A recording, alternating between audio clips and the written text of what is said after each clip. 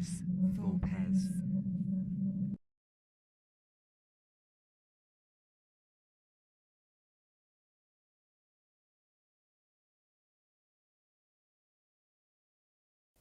Welcome to Ludus Vulpes. My name's Kirsty. And I'm Phil. You join us as we run through our initial thoughts and setup of Merv. Heart of the Silk Road. Took the words right out of my mouth. I try my best.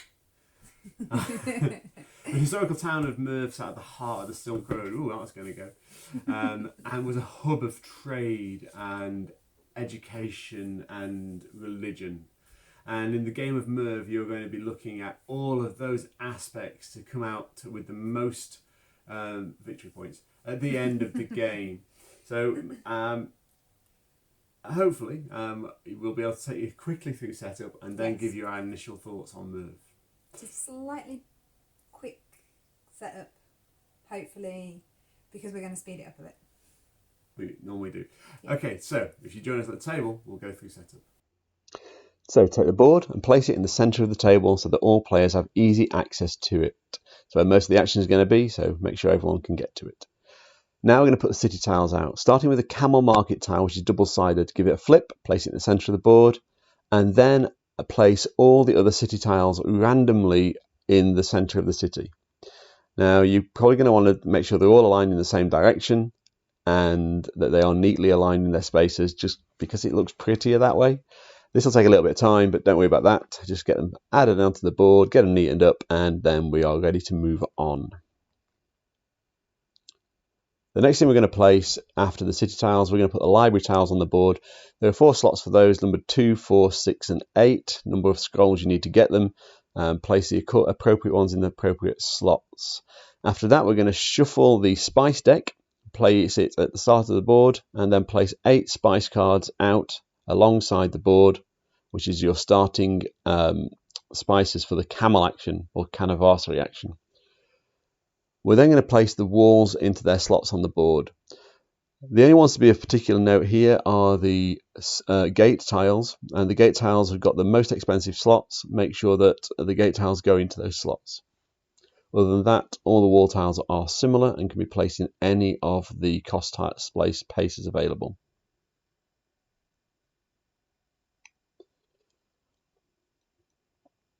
We're now going to work through the contracts. Each contract comes in 2 flavours. There's the soldier benefit and the favour benefit. What you need to do is order them in the highest to lowest numerical order, so the highest value of victory points sits at the top, and then contracts 1 and 2 will be separated by soldier or favour, and then you're going to do the same for contract levels 2 and for contract levels 3. You should be able to line up those contract levels with the right colour at the side of the board, matching the colour at the bottom of the contract cards. We're then going to add to the board the trade goods, and we're going to start with the basic trade goods, the blue tiles, and then we're going to go to the premier trade goods, which are the brown tiles, and we're going to add them to the market section of the board. Once those tiles are on the board, the next thing we're going to do is place camels on the board. The moss gets 4 and the market spaces get 4, and then depending on the number of players, the spice cards at the end of the spice track get either 2 for a 2-player game, 3 for a 3-player game, or 4 for a 4-player game.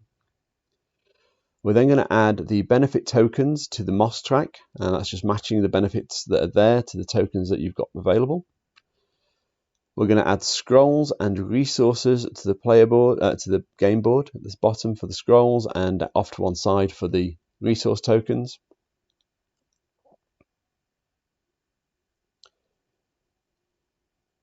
And once the resource tokens are out, we are very close to complete. We'll take the large black token and we'll place it on the year tracker.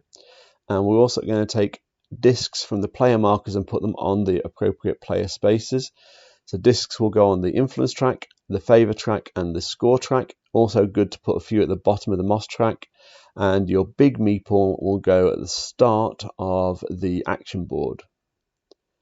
You'll sort out your rest of your tokens and you are ready to play Merv.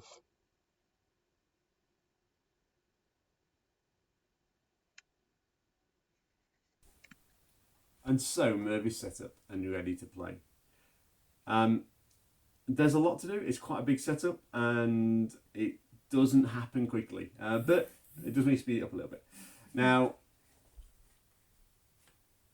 Merv is spectacular. We'll just talk a little bit about how the game plays. So the game plays over 12 turns, I guess, 12 actions, which is split into 3 rounds, or 3 years, which are depicted here. In the first year, you don't have a Mongol invasion, and in years 2 and 3 you do. And what you're going to be doing is you're going to be travelling around this board, and there are 1, 2, 3, 4 slots to pass by each year, and you're going to be moving your meeple over, and you're going to be picking one of these areas down here to activate and build a little building on.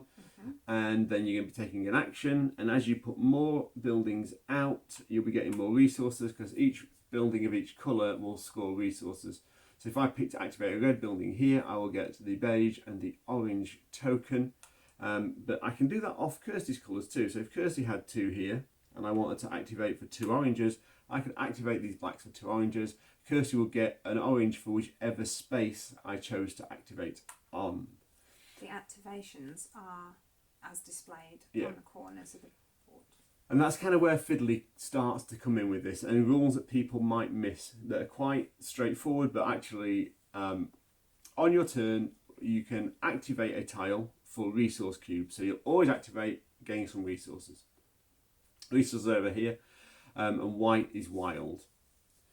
So you'll activate a tile and you'll gain resources for every building in the row or column as you come around the sides that are of matching colour. So if you've got 2 red buildings here, like I had before, beige and orange, you get beige and orange. And if Kirsty went and did the same, she'd get beige and orange. But if I'd activate, so for example, if Kirsty activated this row here with her worker,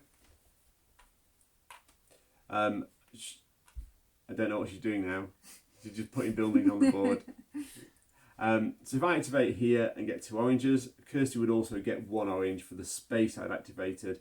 But if you've got any of these bonus tiles out, you'll get some more, and that's worthy of note.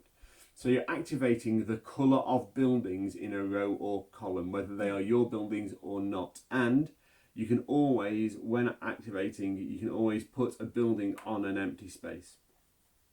So that's the first fiddly. The second fiddly here is, so you're activating building colours. It's really important to remember. The second fiddly is the action you take post resource gathering. So you gather your resources, then you get to take an action. There are 3 actions per tile, but only 2 are depicted on the tile. So here, as Kirsty's already mentioned, in the top right hand corner of each tile is an action that reflects an area of the board. So you've got library actions that have got the scrolls on, and like for here, for example, you've got the palace action, which is, thank you very much. You've got the mosque action, which is, oh, they're all together there. They are all together, which is odd. You've got the caravan action, which is over here on the side, which is the camels. Yep, or the camel action as we like to call it. Yeah, because they're cute. And then you've got the market action, which is the spices here. Spice market. And they are here on the board. So, and there's the wall action. And the wall action. Cunningly disguised. You got it as a wall. Which is this action here. Yeah. So. And that's it. Yeah, that's kind of it. And for the most part, actions allow you to either progress or place things out. So a palace action allows you to put a worker to influence the palace in different halls. A mosque action allows you to elevate up the mosque track. The market action, slightly more complex, but actually allows you to get either normal goods or the brown prestige goods. The camel action, the canniversary action allows you to take cards from here, and you can only take cards that are next to a camel or on a camel. If you take a camel, you get the camel back. The other action you have on these cards is the little soldier action, which allows you to put a soldier out. Matches that soldier action. Yeah. And then there's a third action. It's not depicted on there, but it allows you to take a favour along the favour track. So you forgo all your other actions to increase your favour by 1. Yeah. And favour's quite useful for the mid-point scoring. And points are scored during the game at each end of year, and they score in that order. So mid-game scoring, but also then when we've got the Mongols attacking, it's Mongols attack, then score. And that's important because you'll always score points for how many buildings you've got out. And then the Mongols attack, they'll attack 2 deep from each side. And so if you've got a wall protecting them, that's fine. If you haven't got a wall protecting them, you basically have your buildings held for ransom, and you've got to pay the cube cost of that space to stop your building being burnt down. Nobody wants that. Nobody wants that. The rules are a little bit more complex. There's a few other fiddlies, but fundamentally that is how the game plays. That's how you work the game. So you'll be gaining resources, taking actions in the centre board, and the actions are then mapped out across the rest of the board. One thing to note is, as you go up the moss track, there are additional benefits that you can collect. So, for example, rather than just taking the standard tile, standard resource on the tile, you get to upgrade to a wild, which is fine. But you can't put a soldier on it. But you can't put a soldier there then. And that's the same for this little one here, which actually adds another. So, for example, if I went there, I could then pick a purple and an orange, if that was my building, for example. However, you are then not able to soldier and protect using the soldier, so you'd have to have a wall there and there. The game plays balance across these two tracks, a favour and influence track, and they allow you to do various things. So the influence track allows you to take contracts, take more contracts, take bigger contracts, and take different spices, because unless you're very influential, you can only have one. You can only trade in one spice. And the favour track allows you. This is where your interim point scoring comes from. So based on how many scrolls you have, how many spices you have, how many goods you have, and how high you are on the moss track, will score you points in the interim phases, as long as you can pay enough favour to let your courtiers be influential. There's a lot going on in this game, and we're not going to go through a full rules description now. That's what the playthrough video is for. This is just a quick setup, and honestly, the fiddly rules that you will encounter, the fact that you don't have a favour action depicted on the tiles is a shame. It would be really nice to have that as a piece of clarity. When you're taking any action as well, it's worth noting that you can, as long as you've got resources to spend on that action, you can do as much of that action as you want. So you can shoot up this tree, or you can take hundreds of spices, or you can take multiple goods. Thing with the goods though, because that's a slightly different rule, you can only take one good from each location. But you can camel train from a location you own to other locations to take more goods. Those goods are really valuable for two reasons: contracts and scoring points at the interim point scoring phase. The library and the scrolls allow you to take tiles which permanently upgrade your game. So yeah, that's the game in a nutshell. What do you think? Oh, I adore this game. Okay, so obviously, let's get the Kirsty comments out of the way. The stunning use of jewel tones, the artwork is just phenomenal in this game. I think it's just beautiful.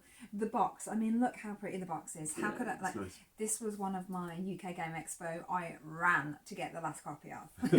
Quite literally. Kev, you beat me to it, but thankfully I persuaded the trader to give me his very, very last one. So thank you very much, Gameslaw. It's just stunning. There's so much potential with this game, so many different variants and ways that you can win. The fact that it's an ever-changing game means that the replayability is just off the charts. Bearing in mind that these tiles are all shuffled, so every time... Badly, apparently. Well, yeah, it looks like it. Every time these are placed, you've got a whole different board. Can you imagine that? There's not many games that you can do that. No. But I love that fact about it. The one thing that is quite nice, so obviously Phil mentioned about the walls to protect. If you take a centre, like from if you place from one the centre, you have to place a gate, which is more expensive. And I like the fact that they balance that out with this extra camel action in the middle. So it means that if you are having to, protect the centre, you can get you can get an extra. You can get a wild. You can get a caravanus. I can't say that word. The camel action. Camel action. I can't say it. We'll call it the camel action. You can take a script, or you can get a favour. by placing a camel there.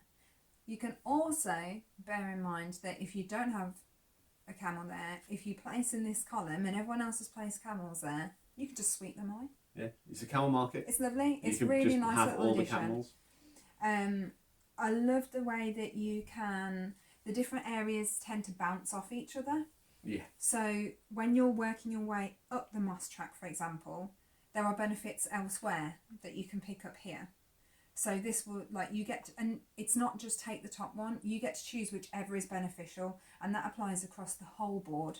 So I think those are all whites anyway. Yeah. But if you need a specific extra colour, you get to get it. choose that colour as long as you're the first one there. You get to choose which benefit you want to take. So from you get here. some advantages. The only place that isn't the case is on these scrolls. Picking them's fiddly. You'll have to look in the rulebook for that. So it's just worthy of note. But the camel market, I think, is a fantastic idea because it just gives you that boost. Camels are either really valuable in the game or not that valuable in the game, but they do give you some big advantages. And there's two ways of playing the game. One is on these interim scoring measures, and you can start to really power around the board, but you might not have huge amounts of end game scoring because these spices and these contracts all count for end game scoring and can really boost your scores at the end of the game. So we've had games like the last game we played was a 4-player game, and I was like all the way around here, and everyone else is laboriously sort of trekking around, and it ended up within 12. We're over 100 points within 12 points of each other, because there are so many opportunities to score points on the board. Everyone has that sense of wealth about the gameplay because the game doesn't really take away from you. It just gives and gives and gives and gives and gives. Another thing which is really nice is with either of these tracks, if you're struggling to move on one of them, the other bounces. Yeah, so if you get to the top of one. So there's a nice balance there. The influence track boosts the favour track, and the favour track boosts the influence track. If you get to the top, you just bounce. And that's quite a nice, it's not just, oh, you've reached the top of the track and that's it. Yeah. It's got a real nice feel. One thing I would say, which I was really not confused at, but really like when I was first playing, is on the moss track, these all have, so you get an extra 3 victory points per building placed on a library, on the camel, we're going to play the camel, on the wall or the spices. And I was like, well, why have they missed out the moss track? And the reason is, right at the top of the moss track is the equivalent of that. So it's not a missing tile as I originally thought. It's actually, if you want to get there, you've got to work to get there. Yeah. And it is a bit of a point salad. There's a lot of places to score points on the game. The game itself plays incredibly smoothly. You are moving a big fat meeple around the board, taking some resources, taking an action, next player's turn. And player order is dictated by whoever's at the back of this track goes in slot 4, but has the opportunity to pay camels to move further forward. Yeah. And that's quite nice because you can control a little bit of that turn order, and the person who's right at the front of this queue doesn't always get to go first. In fact, sometimes they get to go last. But if they are going last, they'll have a lot of camels to collect from that space. Yeah. It's, in my opinion, it's a brilliant 4-player game. Absolutely outstanding. This board fills up really quickly. Yeah. You find yourself working off other people's buildings, which gives them a benefit, which maximises points, gives you more opportunity.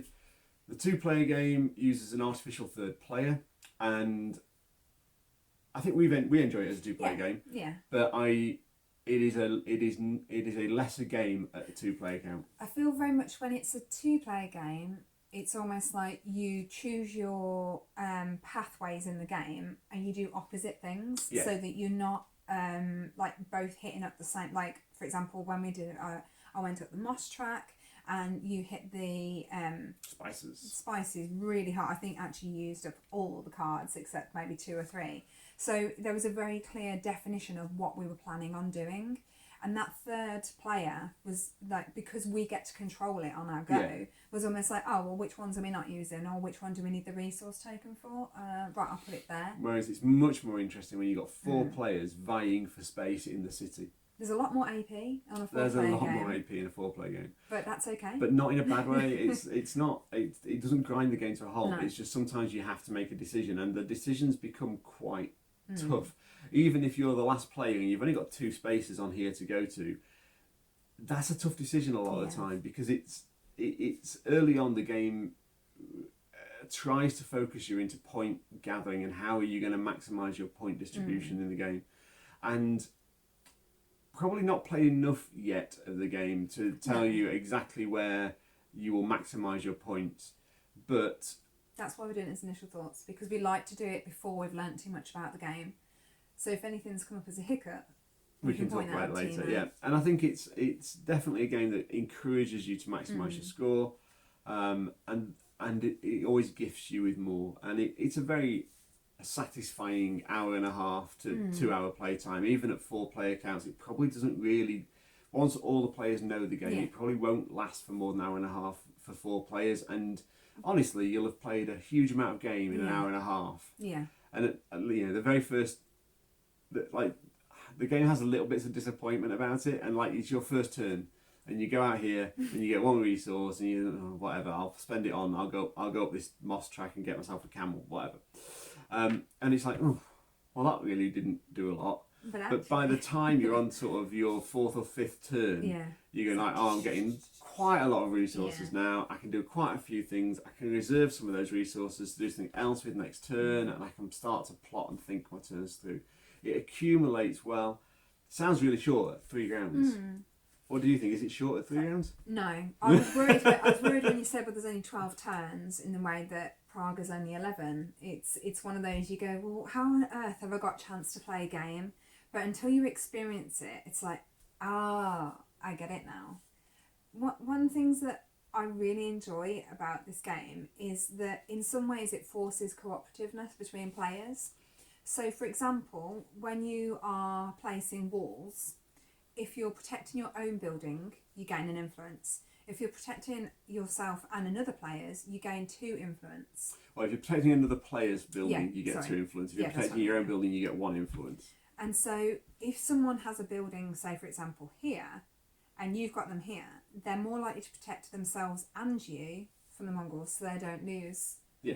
And that's a beautiful little cooperative mechanic within the game, I think. It doesn't drive huge cooperation, but it just, you know, you might put buildings out in the expectation that someone's going to protect your building, and it might not happen.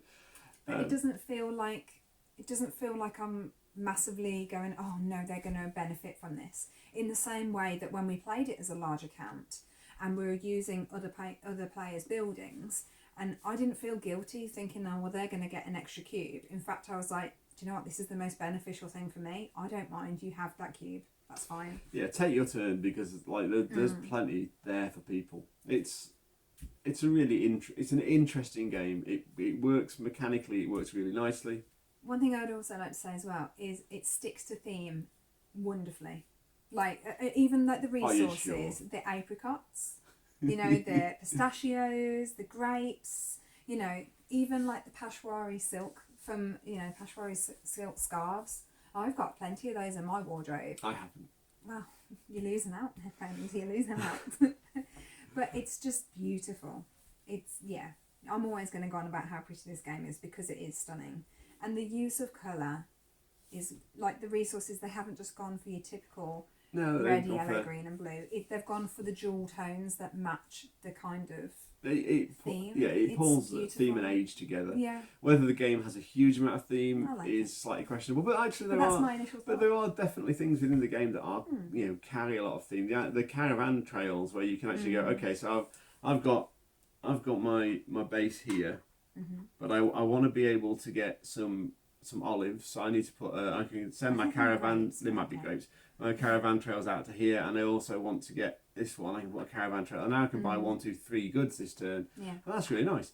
And it's like that idea of the camels going out and you know, trading, bringing those resources back in, and it's a really nice it's a nice touch. But then sometimes it loses its theme. The idea that I could only hold 1 spice because I don't have enough influence is a bit weird. But overall, it's a controlling mechanism of the game. Otherwise, someone can just come along and walk. Yeah, I know.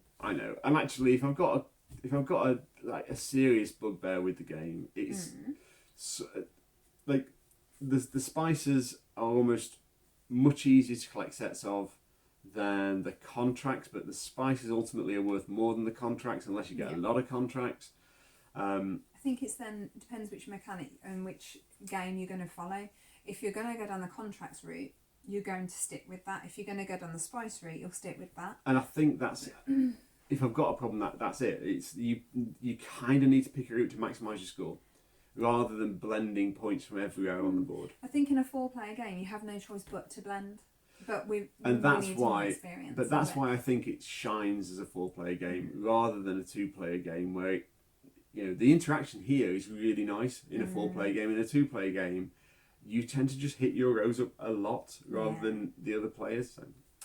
But overall, I couldn't recommend Merv enough. I think it's a fantastic game, plays really well, and is just a really interesting set of mechanics put together on the board. And it's bright and cool. It's stunning. I'm very much looking forward to the playthrough. So am I. If you found this video useful, please like and subscribe. The vast majority of people who watch our videos are not subscribers, so convert yourselves. Press the subscribe button and really help us out. Don't forget, we're also on Facebook, Instagram and Twitter. Just search for Ludus Vulpes. Thank you so much for your time today. See you soon, everyone. Bye-bye. Bye.